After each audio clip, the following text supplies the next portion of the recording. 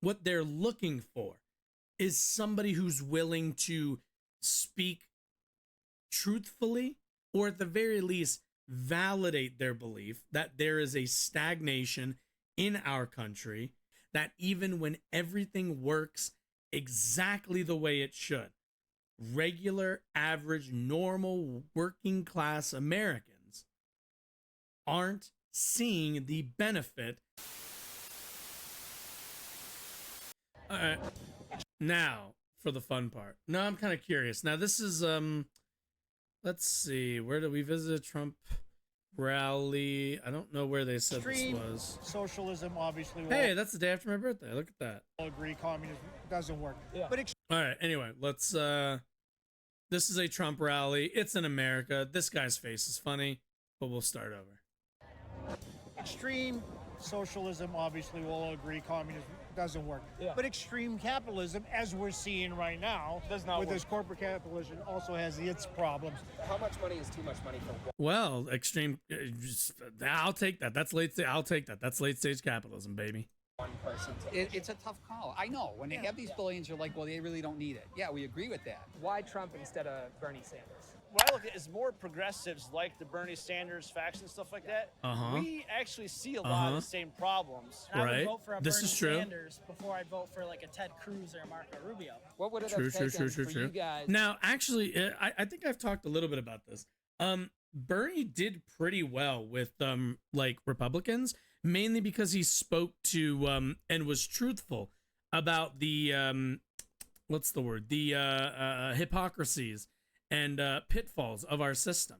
Unfortunately, it is what it is. We're well past 2016 and litigating that, but certainly, like, what Republican Party voters are looking for, I think, are answers to why this country is not thriving in a way that they remember it doing when they were younger, and why it feels like we've hit a stagnation point. Because that's like, I think overall, that's the thing that you can really come together with Republicans and agree on, right? Like, there's a stagnation point, and what they're looking for is somebody who's willing to speak truthfully, or at the very least validate their belief that there is a stagnation in our country. And after that, the answers are kind of, I think are left up to a bit of bias. But certainly any of these people would be, when it comes down to it, Biden will say, this is America, everything's going good, we're doing great, the jobs reports are good, the economy is good, COVID is over, all of this stuff, right? And Bernie Sanders might say, like, yes, all this stuff is good, but we have underlying problems that even when everything works exactly the way it should, regular, average, normal, working class Americans aren't seeing the benefit to any of this. The benefits of a thriving society is no longer being distributed evenly, or at the very least fairly, amongst the classes in our population. What we are seeing is a bottleneck at the top, that a lot of the benefits go to the top, some of it goes to the middle, and barely any of it hits the bottom. And Trump speaks to that. He does. He's not honest about it. He's certainly not really interested in addressing those problems, but he'll speak to it. He will at the very least acknowledge that existence. Democrats like Biden and Pelosi, Clinton, people like that just simply won't. It's not in their, not just their class interest, but it's also not in their it's not in their politics to admit to something so it's not in their politics to point to structural instability, because their goal, their center, the thing that they are maintenance people. They maintain the system. They don't change it. They don't they're not changing it. They're not fixing it. They're maintaining it. That's the difference. Is to not go into the rally and to instead get ice cream with me, a flaming leftist. Well, first of all, you'd I'd have be to happy. buy. All right, I'm buying. We are polarized. There is no doubt about it.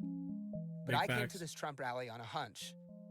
I've poured drinks at a Rust Belt dive bar for the last year, and when your county votes for Trump and the bartender looks like I do, people kind of assume that you're on the same page.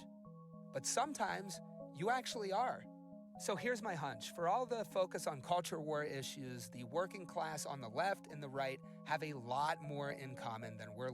Okay, and I think we talked a little bit about this with the Ben Shapiro thing. Yeah, the working class agrees on quite a lot, an overwhelmingly large amount of I think an understanding and frame for the world. The working class has a pretty broad understanding of like the world around them, because again, and like Ben Shapiro doesn't understand this because he thinks it's all cultural because it plays more into his political wheelhouse, but it's because of class lines. All these people have the same class incentives. It's not to lower taxes so that, trickle down economics can piddle down a few little droplets on them. What they want to see is a tax, is a formation of our tax code so that, people at the top get taxed a decent amount, people in the middle get taxed a decent amount, people in the bottom get taxed a decent amount.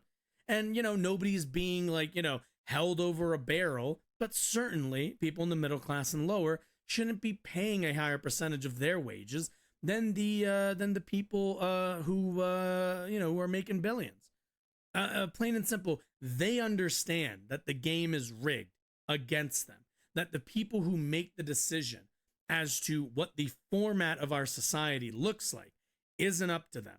They understand that politicians, that policymakers, that think tanks, that organizations, that lobbyists, that all of these people come together, incredibly wealthy people. They come together and they decide and they come to a predetermined calculation that what we need to do is look out for business, look out for people in our class. And it's why you don't get big tax reforms from the Democratic Party and you get big tax cuts from the Republican Party. That's why. There's never an attempt from the Democratic Party to turn the car around on a lot of the overreach of the tax cuts in a Republican-led administration. They don't look to U-turn that stuff. They look to just back it up maybe just a little, and then that's where we'll stop. Everything's fine. We can keep going the way it is, the way the taxes are right now. We don't have to go back to how it used to be or whatever the percentage used to be or any of that sort of stuff. So yeah, like everyone here understands how the game is rigged, that they're not the ones making the decision, even though they're a much larger majority of the population than the people who are led to believe. And if that's true, it could and should have huge implications for the upcoming presidential election. So I went to Erie, Pennsylvania to find out. Are we rolling? Okay. We're here at the Trump rally today. Why did you come out today? To support my 45th president. He didn't lose. He called out the Washington establishment, and I absolutely loved it. He's definitely not a Republican because Mitch McConnell and them would be backing him and DeSantis would be running against him. You're obviously not a Democrat no more, so we're more of a politically homeless faction that... Oh my God, you got Anna Kasparian. My God. Loves America, and we'll make all the changes that we can to make it great. Prices are just higher. Like, you go to the grocery store, I buy the same thing every time I go to the grocery store. I spend $102 at Aldi's. I was just telling my uncle this. Yeah. I'm spending over $200 now. Yeah. So things are more expensive. I think people are more scared. Our money doesn't have no value, and that's Yep. that's why we're having problems. This whole inflation thing, it's been building and building for multi-decades, and it's getting close now. And keep in mind, this is under Biden's Fed policy, or at the very least, I shouldn't say the issue with Biden in terms of the Fed policy is that he has left the same people in charge that Trump left in charge, and because of that, they've been continuing to raise rates until the point in which they kind of activate a recession. That's kind of the plan, it seems like. You know, kick enough people out of work, make enough people desperate, and you'll see inflation fall. Even though inflation is falling. Inflation is actually rather low right now. But, you know, they want to keep pushing to kind of punish workers for making more money during the pandemic and such. You work at McDonald's, right? I do. Do you feel like you're getting everything out of work that you're putting into it? I believe I should get paid more. All I am doing is I'm working my ass off to get my money. I'm a hard worker, and I feel like I deserve more. I work. And keep in mind, the party that he's voting for has said multiple times that McDonald's workers should be paid shit because it should be a starter job, even though there's no such thing as a starter job. That's not like an industry. It's just a job. But because the Republican Party doesn't respect the poor and doesn't see their work as real work because it doesn't make as much money, they don't give half a shit.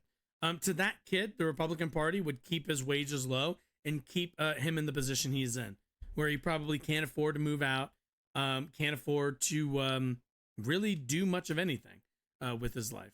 Which, by the way, leads people to, when you can't do much, what do? You do what you can, which is usually drugs and drink. Work down in West Virginia.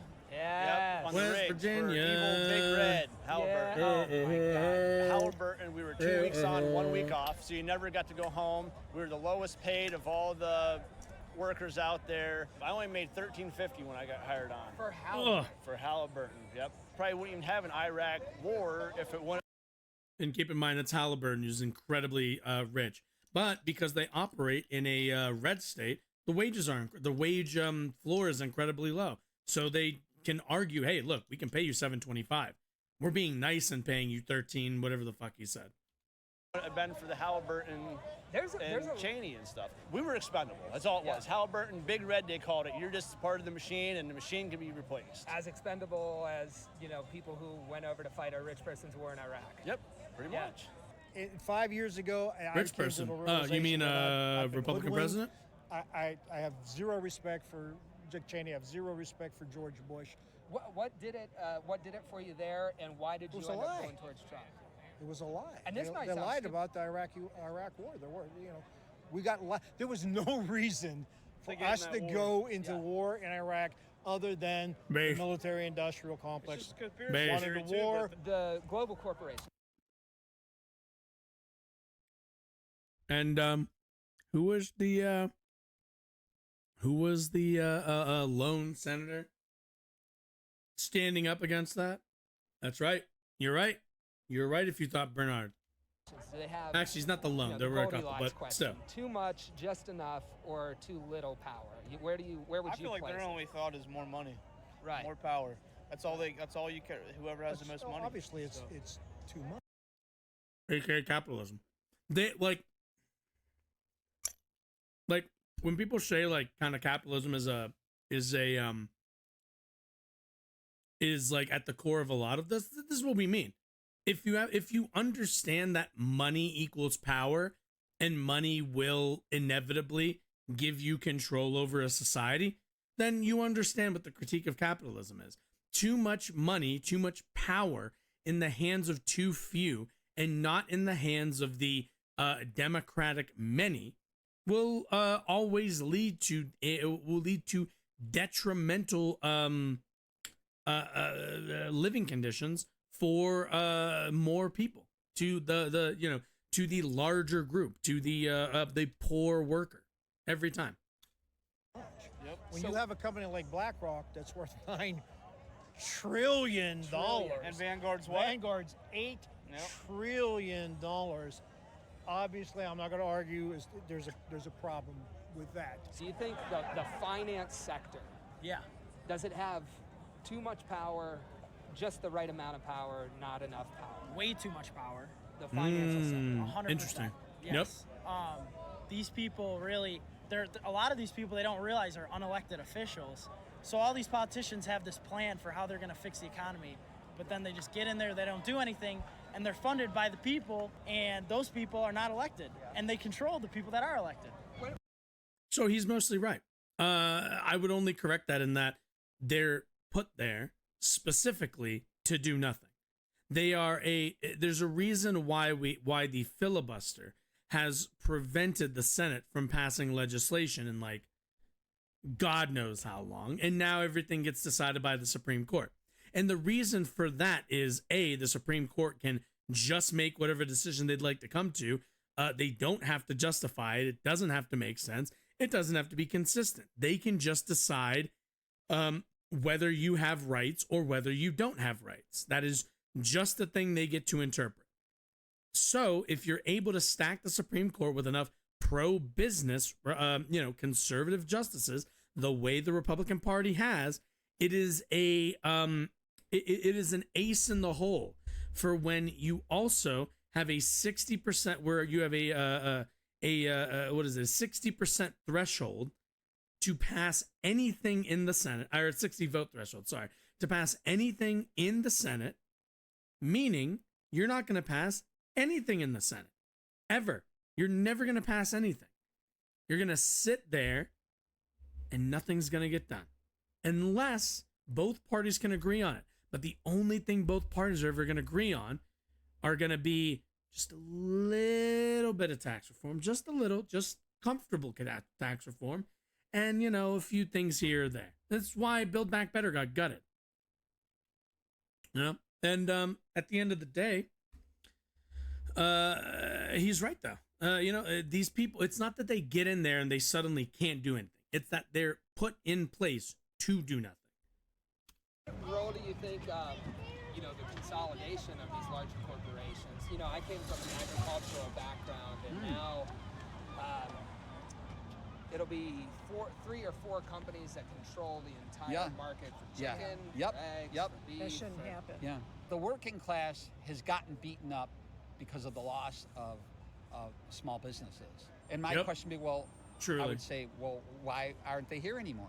As a small business owner, I feel like we aren't represented that much in America. Do you see a problem with that kind of operation? Oh, 100%. When it's concentrated. Because the big guys are. And keep in mind, small business leaders are represented in the Republican Party, but they're only really used as a as like marketing. The Republican Party treats small business interests with the same disdain that they hold for veterans, where every other minute they're ready to trot out the military, and they're ready to venerate the soldiers and everything else. But when it's time to vote to give funding to the VA, they're nowhere to be found. And it's the same thing for small business owners. At the end of the day, the Republican Party has no interest in helping small business owners, because small business owners don't pay for elections. Large businesses do. Purdue Pharma pays for elections. BlackRock pays for elections. Halliburton pays for elections. All of these groups pay for elections. Your local, like that solar guy from the last video we watched, your solar installer business guy, that guy sends the max 2,500 donation to whatever candidate, and that's it. He's not out here donating to super PACs, millions, hundreds of thousands, if not millions of dollars. So, Trump's not picking up that guy's call. What is this, Pennsylvania? Whoever his congressman or whoever his House of Representative person is, not picking up his calls. Because, he doesn't pay them enough. are beating out the small guys or even the family-owned businesses, you know, easily. The destruction of Main Street. These really large corporations that are, you know, just by their size pushing the little guy out. Yes. How big of a problem do you think that is? That's an ultimate problem. That reminds you of watching them Westerns movies when they would go to some small town and the one guy owns the bar, he owns the tack place, he owns that. Yes. There's Called so robber many houses barons. for sale in our neighborhood. I was going to go to town and say, are these all, you know, can we find out, are these just real people buying them, or is this like proxies? See, BlackRock proxies, Vanguard proxies. Are they buying all these homes so people can't own them and they're just going to rent them? I'm going to be fine with your jokes, but I'm not sure about dark what he's Brandon. actually talking about is absolutely happening. What is happening is organizations like BlackRock, hedge funds, all of these kind of organizations are buying up a lot of houses, especially single family houses. And because they're buying a lot of them up, using a lot of cash and, you know, a lot of the investment money that they get, as they buy those houses up, if there's not enough houses being built to compensate for that, the inventory of housing goes down.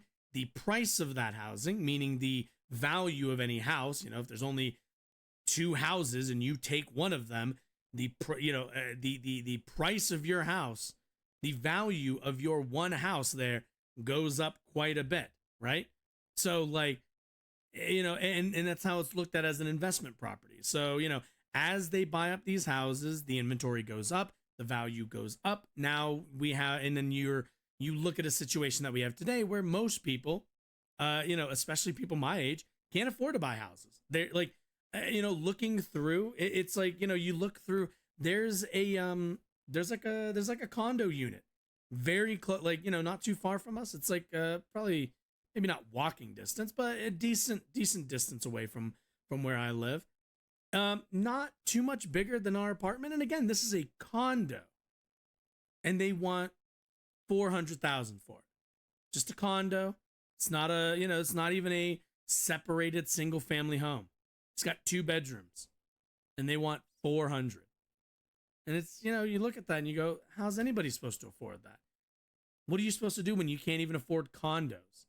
For like so, you know, and that's why, because they saw an investment opportunity, and it's going to fuck you over, working class guy. But hey, it's going to line the pockets of some $1 million investor. Well, of course, it's just. And then he's going to send that money right to a super PAC. And then, you know, they won't regulate, you know, they won't regulate any of those groups. And that's what needs to be done. Capitalism's not the problem.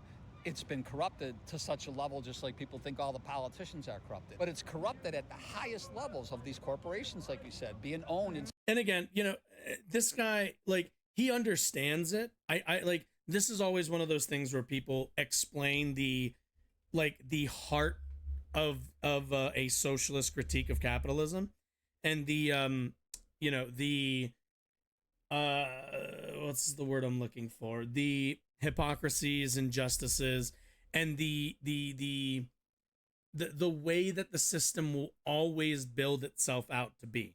Capitalism will inevitably always lead you know, to this form of you know, this form of wealth accumulation and power accumulation.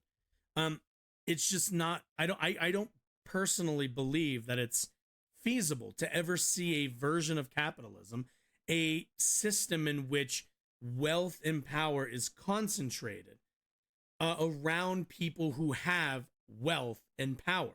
Like that's the entire goal of the system, right? Like, the point of capitalism is to amass as much wealth as you can. That's how you win capitalism.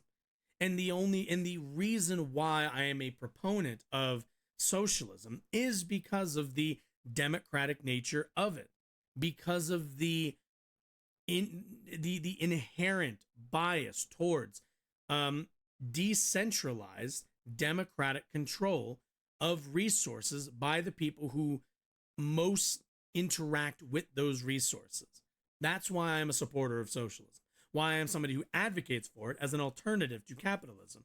And like, when all of these ideas, hundreds of years old, the actual ideas of these things and people's understanding of socialism and capitalism, I think, are warped by, decades of propaganda, decades of miseducation, quite frankly. And so like this guy gets it. I don't know if this dude's ever going to be the, socialist warrior that we need, but I do think this guy gets it at the heart. He's not willing to take that leap, but, I don't necessarily think he ever needs to believe in socialism. As long as you can believe in democracy, you can get there without all of the theory and everything else. Instead of 200 of them, you're down to 4. Yeah. That's And the massive government- control. You think somebody like Trump with the billions and the business, I mean, we're talking about really large monopolies here. He's more in their pyramid. Yeah, I agree. You're right, Do you right. think he has a financial interest to do that kind of policy? I always even consider Trump even like a crony capitalist. He's not perfect, you know what I mean? He was a capitalist guy, and you always everybody always Keep in mind, this guy says was, he domain still is. against take the lady, kick her out of her house for all that stuff. Yeah, that's falls into that. Like I said, I don't know, I come to a Trump rally. Doesn't mean I think he's the greatest guy. Can you really trust a billionaire? Help me understand why that's a thing for you. Yeah, so with billionaires, I would say honestly, no, you can't. Yeah. I'll say with Trump, when he debated Hillary Clinton in 2016, she said all these things about the tax laws, all this, and Trump said, where have you been for 30 years? You haven't done anything about it. And then he said, I know you're not gonna do it because all your donors who fund your campaign benefit from the same tax breaks and tax laws I do. Right. So whether it's left or right, these people, they're not really going to change the tax laws from the donors that are funding their campaign. The power. Now, keep in mind, he's right about that critique. And like, that was a great line from Trump. I'm not going to take that away from the big guy. That was a pretty salient critique. But unfortunately, over in reality, we have to acknowledge that while Hillary Clinton, Joe Biden, and people I mentioned before, he's right. They're not going to do anything. They're not going to pass sweeping tax changes to finally set this country back on the right path in terms of its relationship between its citizens and the wealth distribution of people in different classes. They're not going to do that, right? We have to reckon with the fact that Democrats aren't going to do that. But Republicans also aren't. And even worse, Republicans are going to exacerbate the worst problems we have in our tax code. Donald Trump, at the end of the day, didn't pass tax reform that helped more working class people. He passed tax reform that helped more rich people.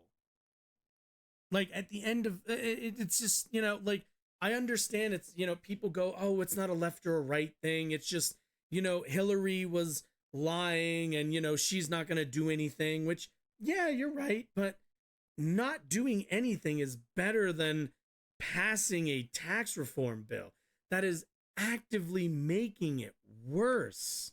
Like, just this is where we need to communicate openly and I think clearly with people that the choice they have are things stay the same or things get worse.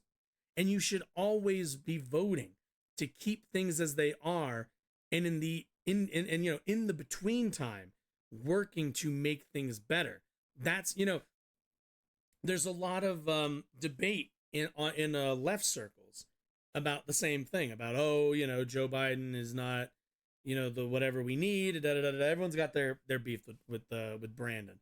And like, that's fine, guys. And my message to any leftists in terms of in terms of the election coming up is rather simple. No steps forward is better than 3 steps back. So you take the no steps forward. I know it's not sexy. I know it's not fun. I know it doesn't feel good, but this is what being an adult is. This is what being a responsible participant in democracy is. Understanding and analyzing and calculating what are your better moves. What are the better decisions you get to make? We don't get to make decisions that aren't options. So you take the ones that are better than the worst option. That's how this works. Anyway. Are so strong that these people have built up that, yeah, and I don't have answers, and because I know that's what you want. You want to hear, what can we do? I just don't think politics is going to do it. Just getting in like a civil war thing is just, who wants to do that kind of stuff? You know what I mean? I'm kind of in the same place. I don't have the answers. Will politics do it? If politics doesn't do it, what else will? I look out at a couple 100,000 workers at UPS recently. Yes. Did they vote on it yet?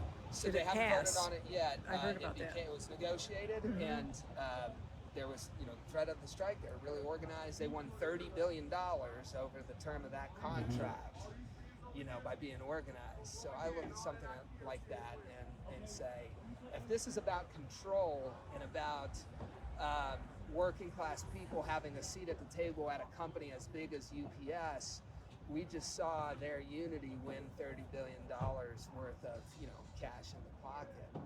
Does that sit well with folks? Nonviolent direct action does work. We've been hearing all about the boycotts. You just mentioned 100,000 people. That's a lot of people. You don't want to mess with that. This contract was $30 billion. That was from workers standing together. Didn't have anything to do with government. Is that something? And that's the thing. You're not going to find a working class person who's going to be, or maybe you will, but seldom will you find a working class individual, right or left, that are going to be anti-union, because they understand that unions are to their benefit. That coming together with their working class, with their working class brothers and sisters is going to be the way that they win a better, a better position in life, a better, a better spot, more ability for them to demand better workplaces, demand better pay, demand a more equitable relationship between them and management. They understand that this is good. This is exactly what you want. This is what the working class should be fighting for. This isn't super. Luckily, this isn't something that I think. What's the word I'm looking for? This is again one of those things where class will really show you where people draw the lines, especially on economics. You guys support? Sure. Yes. Of course. Of course. Of course. Yeah, no hesitation. No hesitation at all. So if my coworkers wanted to make more, and since I want to make more, I'll probably organize something that could help make us more, like maybe a petition. Yeah, right. Or union activity. Yes. A lot of that. Yeah. And would you be really excited by Trump coming out and supporting workers who are doing that? Yes. Seeing Trump on a picket line? Yes. Goddamn. Yeah. I'm gonna tell you right now, all Trump has to do is fucking be pro-union. That's it. Button issues. You can't get away from them. You never hear about UPS. Not today. No, honestly, I didn't know about it until you told me. Why do you think that is? Well, they just made a big move doing that too. Because who's running the show? Listen, we lost our republic decades ago. We're living in an oligarchy. So they're the ones calling the shots. By because God. that's where the money's come from. The media, everybody. My man You'll just see went out things there and like said the it. board or whatever they put on, the TV. You'll Or have trying to divide people. Yes. A lot of the stories are trying to divide exactly people. to get divide, go keep against them each off the other. ball. We're not supposed to be doing this. Yeah, like we're like it's weird that it's that. They want. I weird feel like that this is we're all for talking- distraction, to be honest. Yeah. They want to. And keep in mind, the people they're describing, the border wall, the pronouns, all of this stuff isn't distractions that the left are concerned with, aren't distractions that the left initiates in, or aren't distractions that the left initiates. We answer when Ben Shapiro goes out there and does his whole spiel about, the culture is the real thing that's that people care about. That's where the real dividing lines are. We are looking right now at a perfect demonstration of class consciousness and class solidarity, because these people are working class. They have no interest in restricting abortion. Or at least they don't seem like they have much of an interest in restricting abortion. They don't seem like they have an interest in talking about like the border. They don't seem like they have much of an interest in talking about trans rights. Every single day, the issues that matter to these people are going to be the ones that allow them to put food on their table, pay their bills, live a decent life, and everything else. But what the Republican Party and what a lot of the media acolytes on the Republican side seize upon are wedge issues. And at the end of the day, not that wedge issues aren't important, and certainly it should be, this isn't to say that we should never challenge Republicans when they bring up these sorts of issues. We absolutely should be. But, from an electoral standpoint, the Democratic Party and candidates running in that party need to understand that this is the moment. This is the format. If you want to win broad elections and do all of the positive cultural policy. If you have these underpinnings and you know how to communicate them well, then you will succeed as a Democratic Party candidate, I think, even in red districts. Us to argue. It is. That's Yeah, exactly. I mean, They want it's us to this argue. facade of Yes. or there's two sides, when in reality there hasn't been two sides since the 1980s. These are just the conversations that we had at one Trump rally, but you saw it. It did not take long to find people who agree that politicians should reject the money from billionaires, should break up massive corporate monopolies, and forever. And let's keep in mind, now, good video. Shouts out to More Perfect Union. Good stuff. I don't want to say, I don't know what the percentage of the Republican Party looks like. I don't know what percentage these people represent. But it ain't I'd be hesitant to say that it's that it's some deep minority that's irrelevant or uninteresting to us. We should always be looking to convert and talk to these people, because they understand, and I think they've got that where they get it. They know that something's not right, and they're even right on some of the cases in which they're citing. It's just, at the end of the day, they're going to get it's all about offering people, I think, answers, right? Answers to their problems. Why is it hard to buy houses? Is it, the Republican Party might say because people don't want to work anymore. They might say because Biden's ruined the economy with inflation. They might say, I don't know, insert whatever you think. A Republican Party voter might say that, why you can't buy a house right now. But but I certainly know what I think the biggest problem is, and it's the commodification of housing. It's been the process of turning housing, homes, all of that into investments for people who don't intend on using them, people who don't intend on living with them, people who are just there to siphon off some value so that they can make an extra buck. And the money that they make from those investments goes right to the politicians that they pay to sit in office and not regulate them.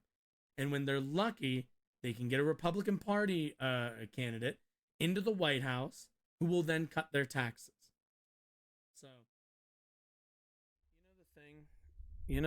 the thing that they tell, at the end of all YouTube videos where they tell you to click on one of these things to watch more videos.